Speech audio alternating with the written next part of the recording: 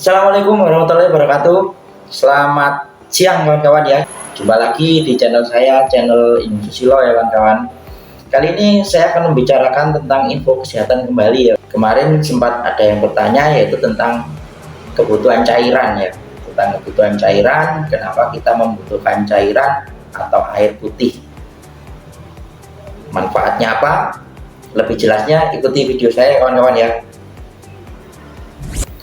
Oke kawan-kawan, dalam kebutuhan manusia bahwa tubuh kita itu 60% itu adalah air berbentuk cairan, bahwa sistem tubuh itu memerlukan udara ya untuk fungsinya atau fungsionalitasnya.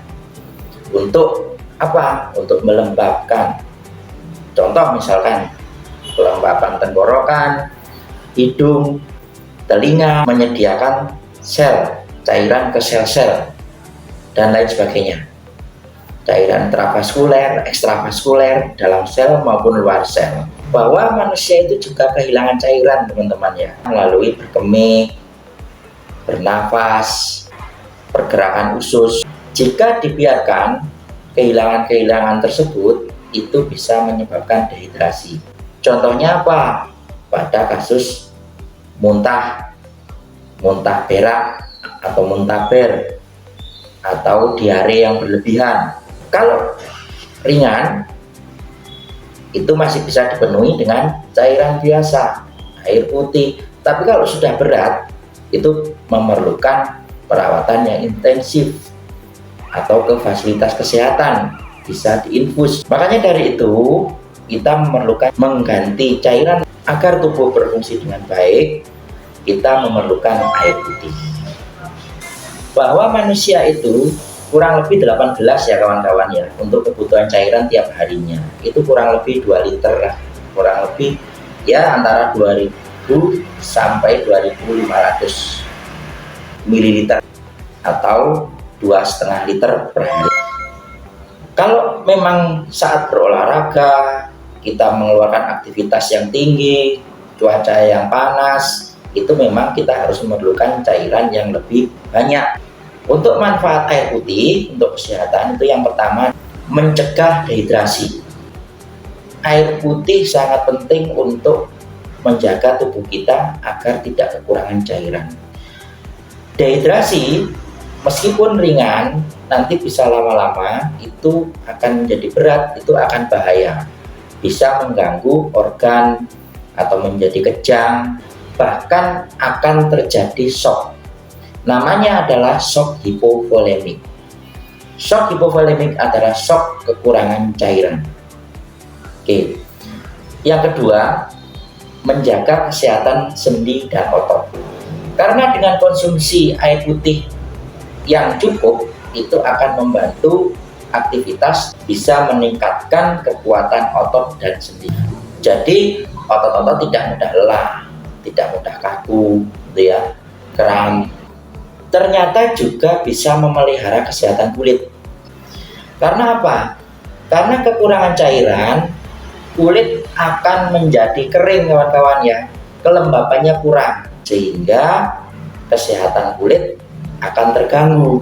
Itu fungsi yang ketiga kawan ya. Kemudian yang keempat, bisa menurunkan berat badan. Karena dengan air putih bisa menjaga metabolisme tubuh secara normal. Kemudian cairan-cairan tubuh kita bisa dibuang secara sempurna, melewati seperti keringat, urin, PAK atau buang air kecil atau buang air besar, sehingga tubuh mudah untuk membakar lemak, sehingga proses metabolisme tubuh sehingga membakar lemak dengan sempurna, sehingga akan menjaga tubuh kita dan bisa menurunkan berat badan kita. Itu dampaknya. Selain itu, dengan konsumsi air putih kita akan menjadi kenyang, sehingga akan mengurangi makan. Kita dapat mengurangi kalori. Pada akhirnya berat badan akan terkontrol. Kemudian yang kelima, menjaga konsentrasi. Karena pada saat kita kekurangan cairan mempengaruhi konsentrasi kita, ya, karena cairan itu sangat penting bagi otak, ya, kebutuhan cairan otak, ya, dalam sel-sel otak, sehingga akan mengurangi dalam fokus beraktivitas secara normal. Kemudian yang keenam, menjaga kesehatan pencernaan. Ternyata dari beberapa penelitian, kurangnya asupan cairan air putih itu juga bisa menyebabkan sembelit, istilahnya kalau orang Jawa bedegelen gitu ya, sulit untuk BAB, karena BAB kita akan mengeras karena kekurangan cairan. Di samping kita memerlukan sayuran, buah-buahan sebagai serat atau buah yang berserat, contohnya seperti pepaya atau mangga, sehingga BAB kita atau buang air besar juga lancar, kesehatan pencernaan akan terjaga. Yang ketujuh, mencegah mengurangi risiko batu ginjal. Karena apa? Cairan yang cukup bisa menggelontor kristal-kristal yang terbentuk dalam saluran perkemian kita. Kristal-kristal yang terbentuk dari minuman itu bisa menjadi batu, bisa terakumulasi atau terkumpul yang nantinya bisa menjadi batu. Kalau batunya berada di ginjal, ya batu ginjal. Kalau di ureternya, yang menjadi batu ureter atau batu saluran kemih. Saat kekurangan cairan, kadang daerah pinggang atau daerah ginjal ini juga terasa sakit ya kawan-kawan ya. Kemudian yang kedelapan, menjaga tekanan darah. Dengan kebutuhan cairan yang cukup, itu akan menjaga viskositas atau kekentalan darah kawan-kawan ya. Jadi kalau cairan cukup, viskositas atau kekentalannya akan berkurang sehingga darah akan menjadi normal. Kekentalan akan mengganggu dari sistem keseimbangan elektrolit natrium, kalium yang berada di dalam darah.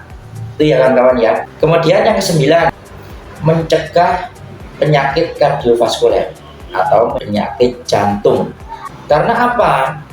Dengan cukupnya cairan, kardiovaskuler akan normal kawan-kawan ya, sehingga akan mengurangi risiko terhadap sakit jantung, kemudian sakit stroke atau CVA, cerebrovascular accident. Karena apa? Semua metabolisme berjalan dengan normal, pembuluh darah juga normal, termasuk jantung, kemudian pembuluh darah itu dapat berelaksasi sehingga tekanan darah juga akan terjaga.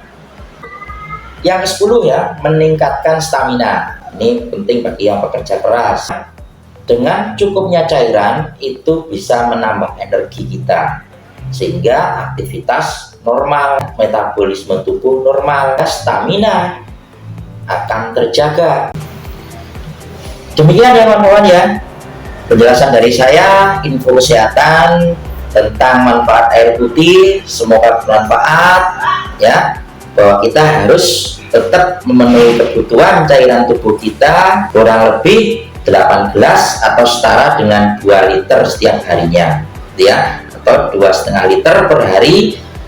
Apabila wanita menyusui 3 liter per hari ya, apabila menyusui itu bisa sampai 3 liter, kalau normal itu 2,5 liter. Itu ya kawan-kawan ya. Semoga bermanfaat. Jangan lupa like, comment, and subscribe. Sekian, wassalamualaikum warahmatullahi wabarakatuh.